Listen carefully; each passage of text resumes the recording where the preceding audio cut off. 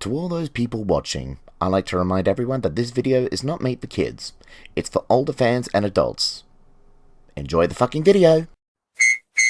It was a lovely spring morning on the island of Sodor, and Thomas was puffing down his Braunschwein as usual with his two coaches, Annie and Clarabelle. The warm sun was shining, and the birds sang, and Thomas was enjoying his day. "Good morning," he said cheerfully. "What a splendid day!" But then... "Ouch!" exclaimed Thomas. "What was that?" His driver looked back and then he ducked into Thomas's cab when a stone had hit his cab side. "Ow!" he cried again. Annie and Clarabelle felt something painful too. "Ouch! Ouch! Ouch!" they complained, until at last it stopped. When he arrived at Ulstead Castle, Thomas and his coaches were still sore. His crew looked around to see if there was any damage done. Then his driver spotted something inside Thomas's bunker. "Someone had been throwing rocks," he said. "Why would someone throw stones at us?" asked Thomas. "Serves me, but there are people who have nothing better to do than throw things at engines for fun. We'd better keep a good lookout," replied the driver.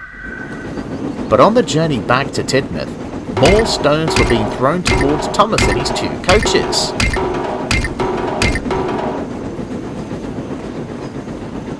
They pulled in with more scratch marks all over them. Sir Stephen Topham Hatt was shocked.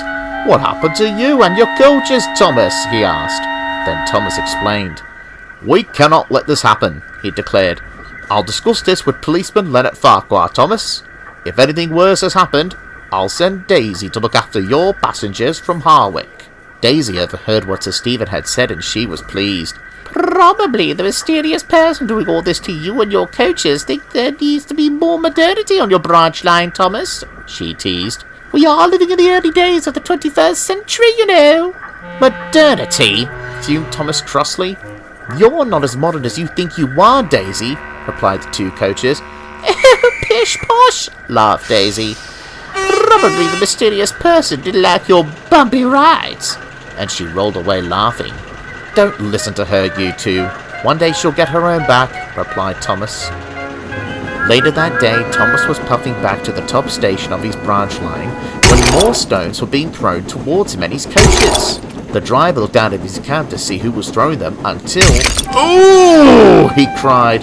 "One stone hit me on the head!" Thomas, his fireman and two coaches were shocked. His fireman got the first aid kit and placed a bandage around the driver's head. Then after stopping at a station, they telephoned for an ambulance so it could be taken to hospital. Sir Stephen Topham Hatt was telephoned about it by the fireman and told him that he must find a relief driver at once. But none were available, and so Sir Stephen had sent Daisy to look after Thomas's passengers for the rest of the day. Daisy decided not to tease Thomas and his coaches about it, as they were worried about their driver. But all the same, Daisy was quite pleased to be taking Thomas's passengers. On one of her travels, she saw policeman Len standing on the platform. "I'm going to ride in you, Daisy," he said. "I need to see where these stones are coming from." Daisy was pleased. "I'll give him the smoothest ride possible, unlike those old coaches of Thomas's." And she rolled away with a special passenger on board. Daisy rolled towards the bushes where Thomas was earlier. Policeman Len looked out from the window. Daisy kept a good lookout too, but could find no stone being thrown upon. They searched up and down the line until Daisy's final train. Policeman Len came out and then said, "They may not have been there today, Daisy, but that doesn't mean they stopped," he said. The next day a relief driver was found, and Thomas was sent back to work while Daisy returned to Harwick. Thomas puffed along the line, still looking out for the mysterious troublemaker. So were his crew. They soon came towards a bridge. Then... "Oh!" wailed Thomas. His driver quickly stopped the train. They saw Thomas's funnel badly bent and had shut off steam. They soon found a big rock laying on the line side. They looked towards the bridge and saw nobody there. They were cross. "What idiot is causing all this?" fumed the fireman. "Not only Thomas's funnel is damaged, but we could have been killed. Oh, just wait until I get my hands on these idiots. They'll pay for harming us." "Calm down, Nick," replied the relief driver. "It's good that we are safe, but we need to get help for Thomas and send him to the works to get that funnel fixed." So, help had been arranged. Percy came and took Thomas and his passengers to the top station. After that, Sir Stephen sent him to the works, and had sent Daisy to take over Thomas's duties once again. Daisy arrived in the yards to be refueled. She saw Annie and Clarabel still with the marks from the previous stone throwing in the shed.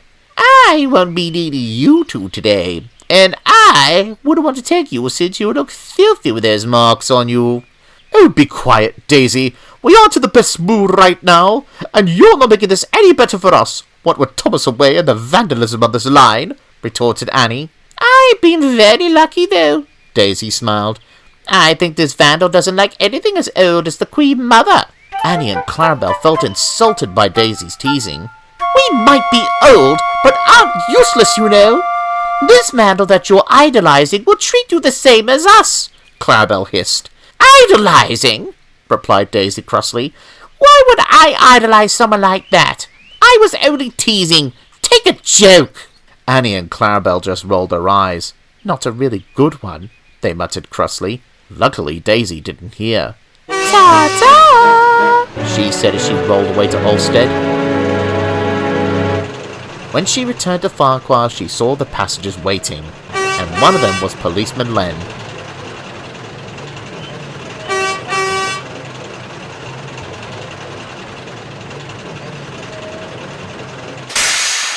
"I'm riding with you again today, Daisy," he said.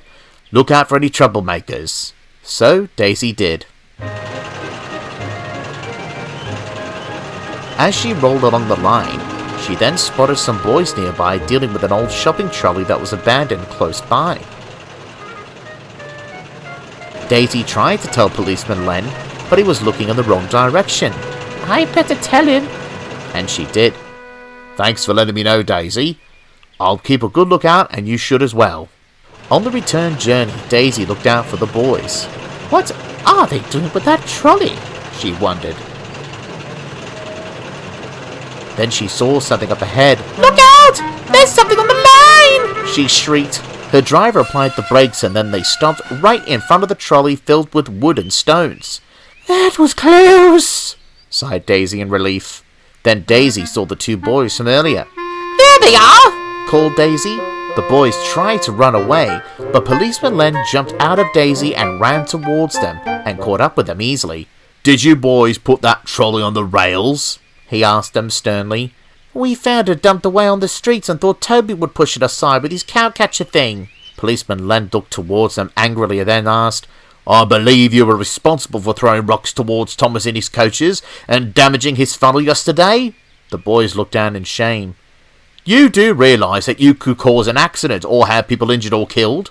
Then explained about how one of the stones they had thrown had injured Thomas's driver. "You are coming with me. You will have to be reported over this serious matter, and I will talk to your parents and school in regards to your behaviour." And so they did. Ever since that day, Daisy had never seen the boys near the railway line again.